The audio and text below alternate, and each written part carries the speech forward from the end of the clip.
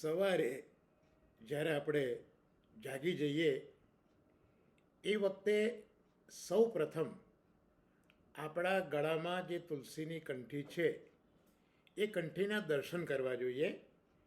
એ રીતે આપણે આપણા ગુરુ શ્રી મહાપ્રભુજીને યાદ કરીએ છીએ, એમને વંદન કરીએ છીએ. ત્યાર પછી શ્રીજી બાવાને યાદ કરી અને શ્રીજી બાવાને વંદન કરવા જોઈએ. કારણ કે સમગ્ર દિવસ દરમિયાન કાર્ય કરવાની શક્તિ એ શ્રીજી બાવા આપણને આપે છે.